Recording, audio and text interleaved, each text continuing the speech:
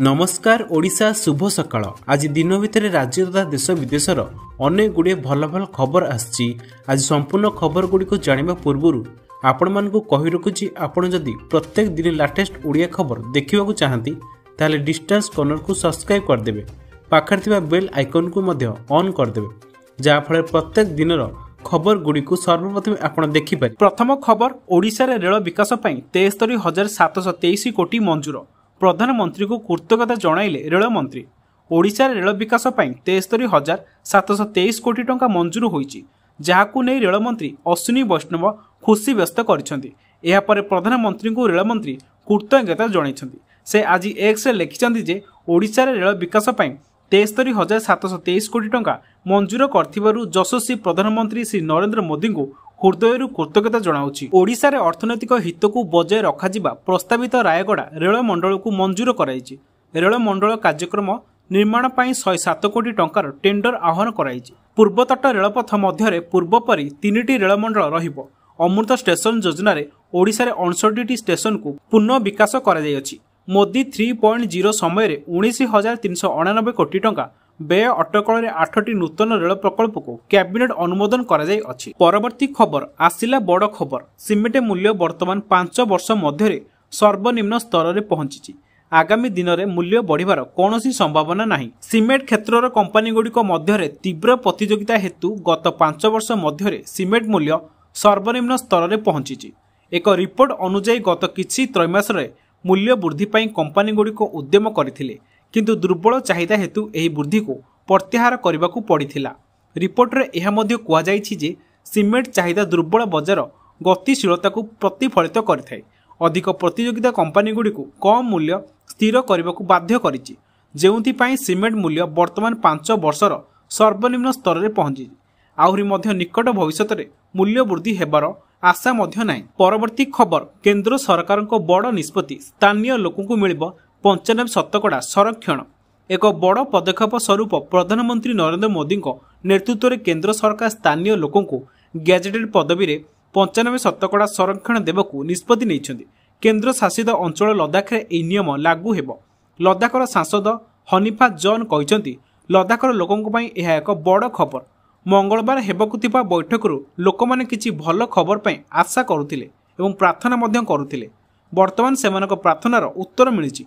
स्थानीय लोकों पई 95 शतकड़ा गैजेटेड अधिकारी चाकरी संरक्षण करने गृह विभाग राजी होईछि। से आहुरी कहिसंती जे एहाकू किपरि कार्यकारी कराजिबो से संबंध में सूक्ष्म विवरणी जनवरी 15 रे परवर्ती बैठक रे आलोचना हेबो। सूचना योग्य लद्दाख रे वर्तमान 400 रु अधिक पदवी खाली अछि एवं आमे निश्चित हेउछु जे नियुक्ति हेबाकू थिबा नूतन अधिकारी माने एठारे लद्दाख एवं आदिवासी निकट को जिबे। परवर्ती खबर, प्रधानमंत्री आवास योजना अपेक्षा 6,418 परिवार। राज्य में ग्रामांचल थिबा 6,418 परिवार एबे भी प्रधानमंत्री आवास योजना रे घर खंडिए पाइबा पई अपेक्षा करि रहिसंती। तदंत करा जाय एई अपेक्षारत परिवारक मध्यरु योग्य परिवार को गृह मंजूर करा जिवो। बीजेपी विधायक टंकधर त्रिपाठी एक प्रश्नर उत्तर रे एही सूचना दैछंती पंचायत राज और पानीय जल मंत्री रवि नारायण नायक। मंत्री तांको उत्तर रे उल्लेख करिसंती जे 2014-15 वर्तमान सुधा विभिन्न ग्रामीण गृह निर्माण योजना रे 37,48,427 गृह निर्माण होईची। गृह पाइबा पई 6,418 परिवार अपेक्षारत। एई तालिका रे सर्वाधिक 1,176 परिवार भद्रक जिले थिबा बेले गंजाम रे द्वितीय सर्वाधिक 618 परिवार रहिसंती। सेही बेले गजपति रे 552, रायगढ़ रे 469, सोनपुर रे 394, नवरंगपुर 352, मालकानगिरी 333, बौद्ध रे 308, कलाहांडी रे 293, सुंदरगढ़ 251, झारसुगुड़ा 221 परिवार अपेक्षा तालिका रहिसंती। तेबे अपेक्षा तालिका रे अनुगुल जगतसिंहपुर जिल्लारू जणे हेले केही नाहांती। परवर्ती खबर, गृह रे मंत्री को दृढ़ोक्ति 2025 सुधा पूरण हेबो आरआई अमीन पदवी। विधानसभा शीत अधिवेशन भितर आरआई अमीन आशायी बड़ खबर सामना को आसीची। राज्य सरकार को मात्र 5 मास होइथिले मध्य राज्य में आरआई अमीन पदवी पूरण पाई सरकार प्रक्रिया आरंभ करिसेंती।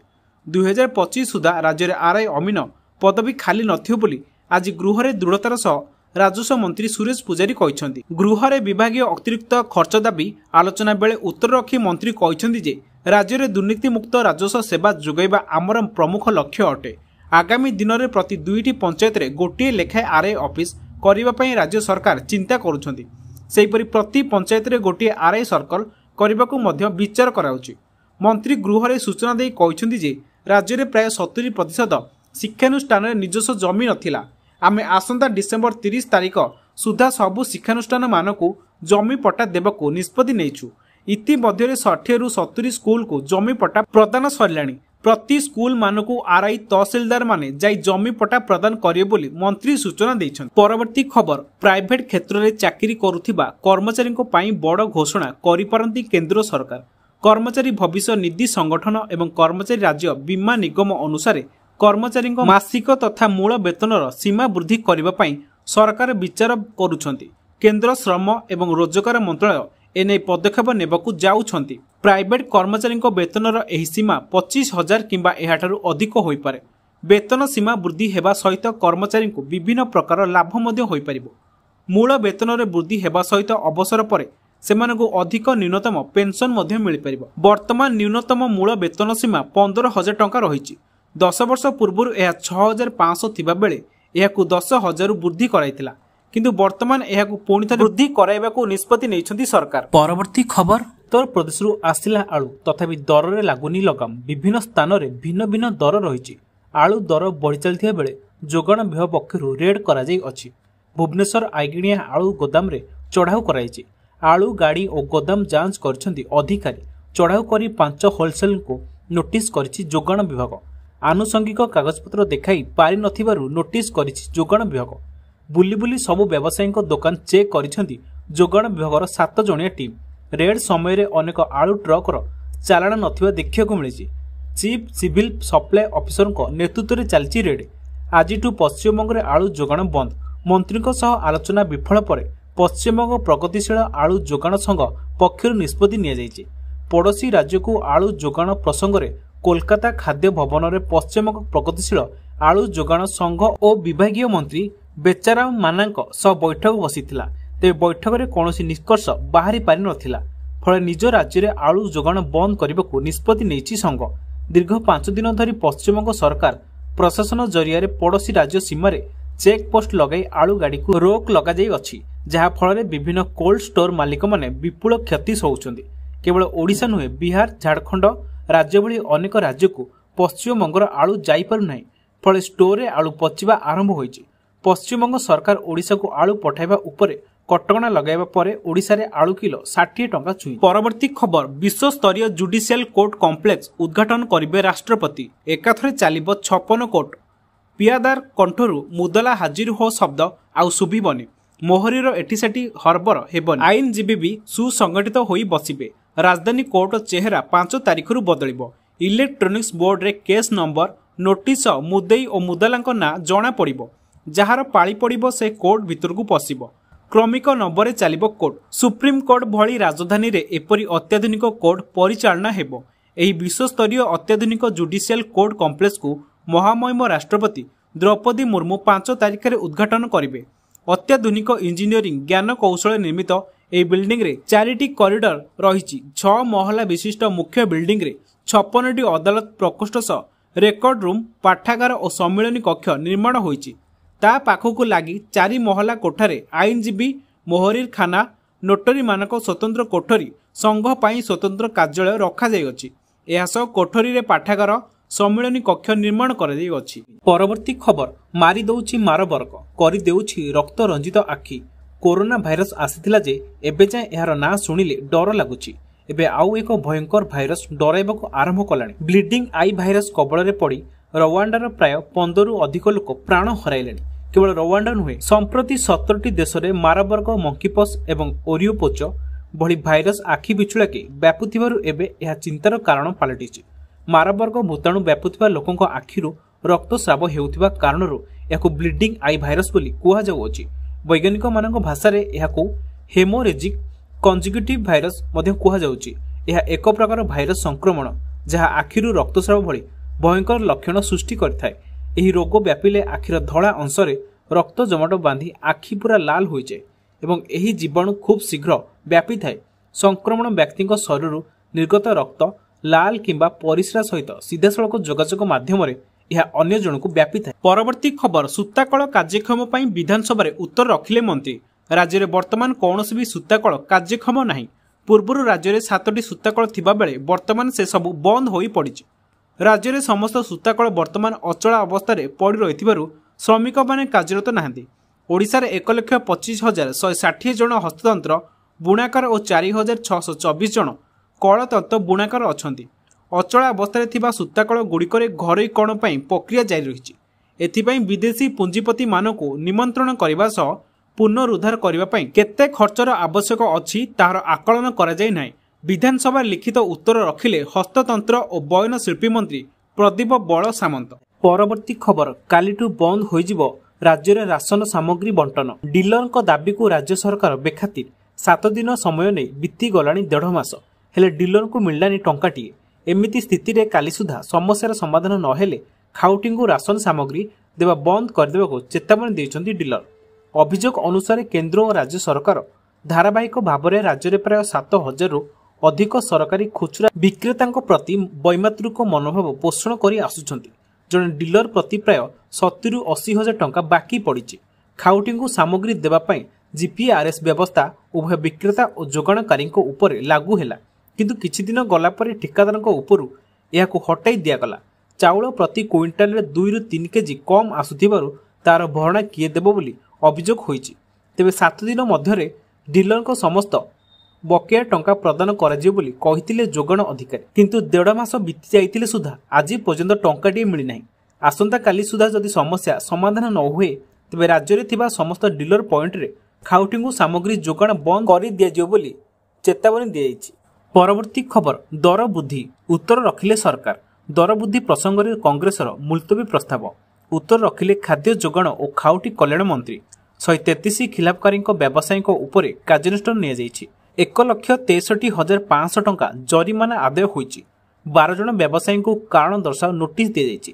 प्रति जिले में शीत भंडार पर निष्पत्ति होईछि। सबु जिलापाल को व्यवसायी बैठक पर निर्देश दिया जाय अछि बोली उत्तर रखिछन्ती खाद्य जोगाण और खाउटी कल्याण मंत्री। परवर्ती खबर बढ़िला विधायक दरमा और पेंशन गठन हेला कमिटी। विधायकों दरमा और पूर्वतन विधायकों पेंशन वृद्धि पर कमिटी गठन करिसेंती राज्य सरकार। एने उपदेष्टा कमिटी गठन करथिबा घोषणा करिसेंती बाचस्पति सुरमा पाड़ी। विधायक भास्कर मढ़ई अध्यक्षतार उपदेष्टा कमिटी गठन होईछि। एही कमिटी दरमा और पेंशन वृद्धि नहीं सरकार को रिपोर्ट प्रदान करिबो। एही उपदेष्टा कमिटी सदस्य भावे राम काडाम, प्रमिला मल्लिक, प्रताप देव, तारा बाहिनीपति, लक्ष्मण मुंडा, प्रकाश सोरेन, निहार महानंदा, पूर्ण सेठी रहिछन्ती।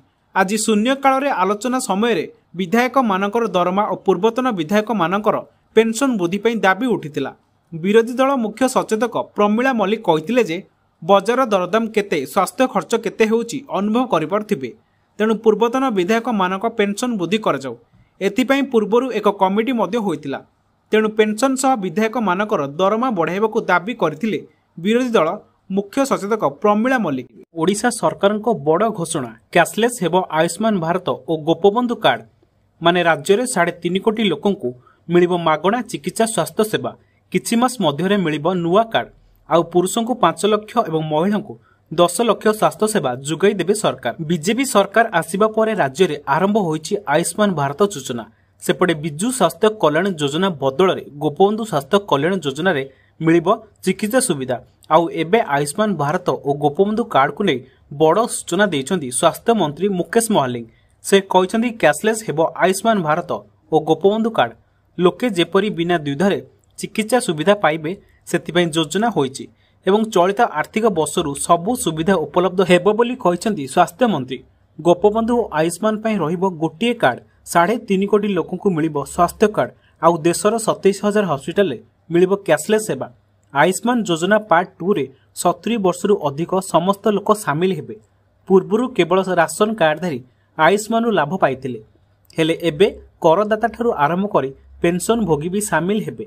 आयुष्मान भारत रे पुरुषों को 5 लाख और महिला को 10 लाख स्वास्थ्य सेवा मिलिबो।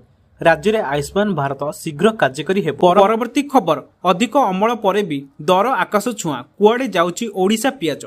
राज्य में पियाज दर आकाश छुआ उणा अधिके आपण भी पियाजर उच्च दर को नहीं निश्चय चिंतार थिबे, हेले राज्य विधानसभा जो तथ्य मंत्री रखिछन्ती ତାହା ସରକାର ଉପରେ ତାହା ପ୍ରଶ୍ନ ଚିହ୍ନ ଛିଡ଼ା କରିଛି। ରାଜ୍ୟରେ ଲୋକଙ୍କ ଆବଶ୍ୟକତାଠୁ ଅଧିକ ପିଆଜ ଉତ୍ପାଦନ ହେଉଛି, ହେଲେ ତା ସତ୍ତ୍ୱେ ବି ପିଆଜ ଦର ବଜାରରେ 70 ଉପରେ ବିକ୍ରି ହେବା ଅନେକଙ୍କୁ ଆଶ୍ଚର୍ଯ୍ୟ କରିଛି।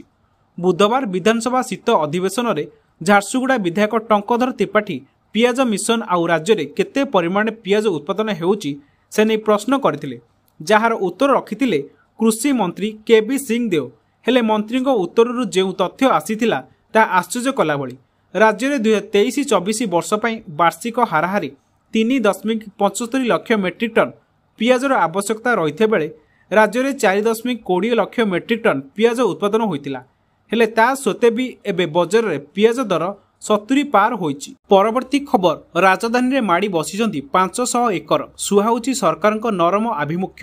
ରାଜଧାନୀ ଛାତି ଉପରେ ଜମି ଅମୂଲ ମୂଲ୍ୟ। ଏକ ବର୍ଗଫୁଟ ଜମି ଦାମ 4,000ରୁ 8,000 ଟଙ୍କା ଯାଏ ଯାଉଛି, କିନ୍ତୁ ସରକାରୀ ଜମିରୁ 496.45 ଏକର ଜମି ଜବରଦଖଲକାରୀ ହଡପ କରିଛନ୍ତି। ମାସେ କି 2 ମାସ ନୁହେଁ, ବର୍ଷ ବର୍ଷ ଧରି କବ୍ଜାରେ ରଖିଛନ୍ତି। ସରକାର ମାମଲା କରିଦେଇ ଶୋଇଛନ୍ତି। ନା ଏହି ଜବରଦଖଲକାରୀ ଜମିରୁ ଉଚ୍ଛେଦ ହେଉଛି ନା ଜମି ଫେରୁଛି। ସବୁଠୁ ବଡ଼ କଥା ହେଲା ସରକାର କାଗଜପତ୍ରରେ ଜବରଦଖଲ ହଟାଇ ଯେମିତି ଜମି ଜବରଦଖଲ ମୁକ୍ତ କରାଗଲା କହୁଛନ୍ତି, ବାସ୍ତବରେ ସେହି ଜମି ତା ପରଦିନ ଜବରଦଖଲ ହୋଇଯାଇଛି।